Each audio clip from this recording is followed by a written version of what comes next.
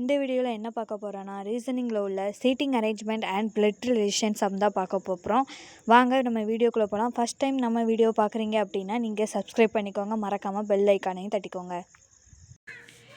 ABCDEF மற்றும் G ஆகிய 7 பேர் ஒரு வட்ட மேசையை சுற்றி ஒருவருக்கொருவர் எதிரே அமர்ந்துள்ளனர். F என்பவர் Gக்கு வலதுபுறம் இரண்டாவதாக உள்ளார். B என்பவர் Fஇன் பக்கத்தில் உள்ளார், ஆனால் Cக்கு பக்கத்தில் இல்லை. Cயின் பக்கத்தில் உள்ள E Gயின் வலதுபுறத்தில் 4வது இடத்தில் உள்ளார். D என்பவர் E மற்றும் Aக்கு இடையில் உள்ளார். இப்போ இதுதான் நமக்கு கொஸ்டின். அதில் நம்ம என்ன கண்டுபிடிக்கணும் அப்படின்னா, Gக்கு உடனடி இடதுபுறத்தில் யார் உள்ளார், Fஇன் பக்கத்தில் உள்ளவர்கள் யார், யார் Gக்கு 4வது இடதுபுறத்தில் உள்ளார். ஸோ இந்த 3 கொஸ்டின் நம்ம கண்டுபிடிக்கணும் அப்படின்னா நம்ம இங்கே கொடுத்துருக்க இன்ஃபர்மேஷனை ஃபஸ்ட்டு ஃபுல்லாக அண்டர்ஸ்டாண்ட் பண்ணிக்கணும். என்ன அப்படின்னா ABCDEF மற்றும் G ஒரு 7 பேர் ஒரு வட்ட மேசைனா ரவுண்டாக இருக்கிற டேபிளில் உட்காந்துருக்காங்க. ஒருத்தருக்கு ஒருத்தர் ஆப்போசிட்டில். அப்போ எல்லாருமே அந்த டேபிளோட சென்டரை நோக்கி தான் பார்த்துட்டு இருப்பாங்க. அப்போ எப்படி இருந்திருக்கும் அப்படின்னா, நம்ம இமேஜின் பண்ணிட்டோம் அப்படின்னா இப்படி ஒரு சர்க்கிள் இருக்குது. ஸோ 7 பேர் இருக்கிறாங்க. அப்போ நான் 7 பேர் இப்படி பாயிண்ட் பண்ணிக்கிறேன். 1 2 3 4 5 6 7 இப்படி 7 பேர் இருக்காங்க. கொடுத்துருக்க இன்ஃபர்மேஷன் என்ன, எஃப் என்பவர் ஜிக்கு வலதுபுறம் இரண்டாவதாக உள்ளார். அப்போ எஃப்ன்ற ஒரு நம்ம எங்கே இருக்கான்னு தெரியும்னா ஃபஸ்ட்டு ஜி தெரிஞ்சிருக்கணும். அப்போ நம்ம ஜியை நான் ரேண்டமாக ஒரு இடத்துல நம்ம இப்படி ப்ளேஸ் பண்ணிக்கலாம். ஜியை ஒரு இடத்துல ப்ளேஸ் பண்ணியாச்சு. எஃப் எப்படி இருப்பார்னா ஜிக்கு வலதுபுறம் இரண்டாவதாக உள்ளார். அப்போ ஜிக்கு வலதுபுறம்னா இந்த பக்கம் இரண்டாவதாக உள்ளார். அப்போ இந்த இடத்துல வராமல் எஃப் இந்த இடத்துல வருவாங்க. எஃப் போட்டாச்சு. பி என்பவர் எஃப்இன் பக்கத்தில் உள்ளார். அப்போ பின்றவர் எஃப்க்கு பக்கத்துலனா ஒன்று இந்த பாயிண்ட்டாக இருக்கும், இல்லைன்னா இந்த பாயிண்ட்டாக இருக்கும். ஆனால் சிக்கு பக்கத்தில் இல்லை. சிக்கு பக்கத்தில் இல்லைன்னு சொல்லியாச்சு. அப்போ சி இப்போ ஒருவேளை இங்கே பி இருந்துச்சு அப்படின்னா இங்கே பக்கத்தில் சி இல்லை, ஜி தான் இருக்குது. ஆனால் இங்கே நான் ஒருவேளை இப்போ பி இருந்துச்சு அப்படின்னா மேபி இங்கே சி வந்திருக்கலாம். அதனால் எஃப் என்பவர் பியின் பக்கத்தில் உள்ளார், ஆனால் சிக்கு பக்கத்தில் இல்லை அப்படின்னா எஃப் இங்கே இருக்கும், பிக்கு பக்கத்தில் இருக்கிறாரு, சிக்கு பக்கத்தில் இல்லை அப்படின்னா இந்த மாதிரி நமக்கு கிடச்சிருக்கும். அப்போ சின்றவர் இங்கே வந்துடுவார். இப்போ பின்றவர் எஃப்இன் பக்கத்தில் உள்ளார், சி பக்கத்தில் இல்லாமல் இருக்கிறார். இது வரைக்கும் இது ஓவர். சியின் பக்கத்தில் உள்ள இ அப்படின்னா சியின் பக்கத்தில் உள்ள ஈனா சி பக்கத்தில் இங்கே ஈ வரும், நமக்கு தெரிஞ்சிடும். ஜியின் வலதுபுறத்தில் 4வது இடத்தில் உள்ளார். சியின் பக்கத்தில் உள்ள இ ஜியின் வலதுபுறத்தில் 4வது இடத்தில் உள்ளார். அப்போ இந்த ரெண்டுத்துலையுமே என்ன கொடுத்துருக்கு அப்படின்னா சியின் பக்கத்தில் இருக்கிறது இ, ஜிக்கு வலதுபுறத்தில் 4வது இடத்துல உள்ளார். வலதுபுறம்னா இந்த பக்கம் போகும். 1 2 3 4. அப்போ 4வது இடத்துல இருக்கிறார். இதான் ஈயோட பிளேஸ்மெண்ட். டி என்பவர் இ மற்றும் ஏக்கு இடையில் உள்ளார். அப்போ இ இங்கே இருக்குது. இந்த டின்றது ஈக்கும் இன்னொரு ஏக்கும் இடையில வரப்போகுது. அப்போ கண்டிப்பாக இதுக்கு பக்கத்தில் டி இருக்கும். அப்படி இருந்துச்சுன்னா இங்கே ஏ வரும். அப்படின்னா ஏக்கும் ஈக்கும் நடுவில் டி இருக்கிற மாதிரி நமக்கு கிடச்சிருக்கும். இப்போ நமக்கு கொஸ்டின் என்ன அப்படின்னா, ஜிக்கு உடனடி இடதுபுறத்தில் யார் உள்ளார். அப்போது உடனடி இடதுபுறம் பார்க்கணும் அப்படின்னா ஜிக்கு உடனடி இடதுபுறம் வலதுபுறம்னா பி, இடதுபுறம்னா ஏ. அப்போ இந்த கொஸ்டினுக்கு நமக்கு ஆன்சர் ஏன்னு சொல்லி கிடச்சிருக்கும். நெக்ஸ்ட்டு எஃப்இன் பக்கத்தில் உள்ளவர்கள் யார்.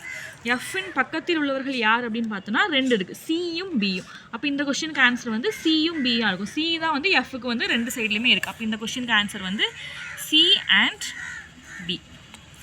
யார் ஜிக்கு 4வது இடதுபுறத்தில் உள்ளார்.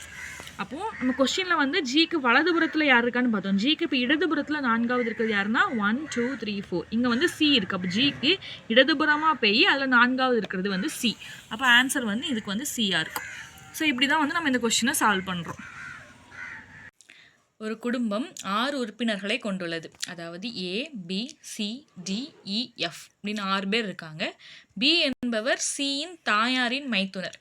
சி என்பது எஃப்இன் சகோதரி.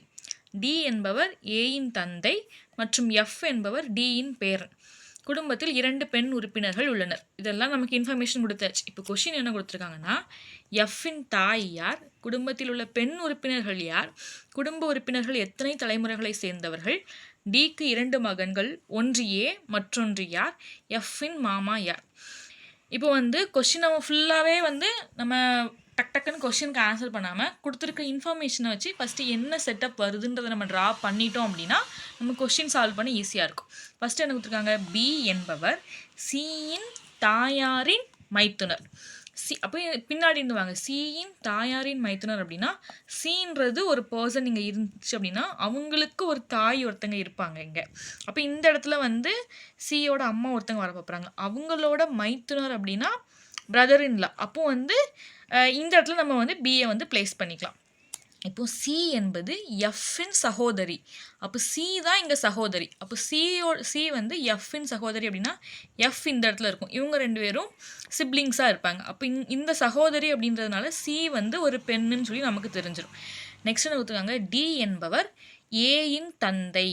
அப்போ ஏ இங்கே வந்து எந்த இடத்துல போடுறதுன்னு ஒரு குழப்பம் வரும். அதுக்கு வந்து நெக்ஸ்ட் ஒரு இன்ஃபர்மேஷன் பார்த்தோம்னா எஃப் என்பவர் டியின் பேரன். நமக்கு ஆல்ரெடி எஃப் இங்கே வந்துட்டாங்க. அப்போ எஃப் என்பவர் டியின் பேரன்னா இந்த ஜென்ரேஷன் வந்து இவங்களுக்கு அப்பா அம்மா ஜென்ரேஷன். அப்போ அதுக்கு மேலே தான் வந்துட்டு நமக்கு டி இருப்பார். அப்போ டி வந்து டிக்கு எஃப் வந்து பேரனாக இருப்பார். இது தெரிஞ்சிடும். அப்போ முன்னாடி வாங்க திருப்பி வந்தோன்னா டி என்பவர் ஏயின் தந்தை. அப்போ ஏ வந்து இந்த இடத்துல வருவாங்க. ஏயோட தந்தை வந்து டியாக இருக்கும். நமக்கு இப்போவும் ஏ வந்து இதில் பெண்ணா ஆனால் நமக்கு தெரியாது. குடும்பத்தில் 2 பெண் உறுப்பினர்கள் உள்ளனர்னு கொடுத்தாச்சு. இவ்வளோ தான் நமக்கு இன்ஃபர்மேஷன் கொடுத்துருக்காங்க. இன்னும் மிச்சம் இருக்கிற ஒரு ஃபேமிலி மெம்பர் வந்து இங்கே இ. ஸோ வந்து இங்கே வந்து இ வந்து வந்திருக்கும். இவ்வளோ தான் தெரியும். ஆனால் இதில் யார் இப்போ ஒரு பெண் தான் நமக்கு கிடச்சிருக்கு. கொஸ்டினில் வந்து என்ன கொடுத்துருக்காங்கன்னா 2 பெண் உறுப்பினர்கள் கொடுத்தாச்சு. அப்போ நமக்கு 2வது பெண் இன்னும் யாருன்னே தெரியாது. இது வந்து அப்படியே இருக்குது. ஃபஸ்ட்டு கொஸ்டின் நம்ம டேரெக்டாக ஆன்சர் பண்ணோன்னா எஃப்இன் தாய் யாருன்னு கேட்டால் தெரியாது. ஏன்னா நமக்கு ஏஇ 2 பேரில் யார் பெண்ணுன்னு நமக்கு தெரியாது. அப்போ இந்த கொஸ்டினுக்கு நம்ம ஆன்சர் பண்ண முடியாது. அதுமாரி குடும்பத்தில் உள்ள பெண் உறுப்பினர்கள் யாருன்னு ஆன்சர் ஒன்று சீன் தெரியும், இன்னொன்று நமக்கு யாருன்னு தெரியாது. நெக்ஸ்ட் கொஸ்டின், குடும்ப உறுப்பினர்கள் எத்தனை தலைமுறைகளை சேர்ந்தவர்கள்லாம் இதில் நம்ம கிளியராக தெரிஞ்சிருக்கும் 3. இவங்களோட பசங்களில் இதில் யாரோ ஒருத்தங்க, அவங்களோட பசங்க இவங்க 2 பேர். அப்போ 3 தலைமுறைகள் இருக்குது. இந்த கொஸ்டினுக்கு நம்ம ஈஸியாக ஆன்சர் பண்ணுறோம் 3 தலைமுறைகள். இப்போ அடுத்த கொஸ்டினில் தான் நமக்கு இதில் வந்து யார் பெண்ணுன்னு தெரிய வைப்பது. டிக்கு 2 மகன்கள்னு சொல்லியாச்சு. அப்போ டிக்கு 2 மகன்கள் இருக்கிறாங்க. ஒன்று ஏன்னு கொடுத்துட்டாங்க. அப்போ ஏ மகன் அப்படின்றனால இந்த ஏ வந்து கண்டிப்பாக ஆணாக இருக்கும். இப்போ 2 மகன் அப்படின்னா இன்னொன்று வந்து பி. ஏன்னா வந்துட்டு இங்கே சியோட தாயோட மைத்துனர்னு பார்த்தோமா, அப்போ இந்த இடத்துல இது வந்து சியோட தாய் ஈயாக இருக்கும். ஸோ இங்கே பெண்ணுன்னு கிடச்சிரும்.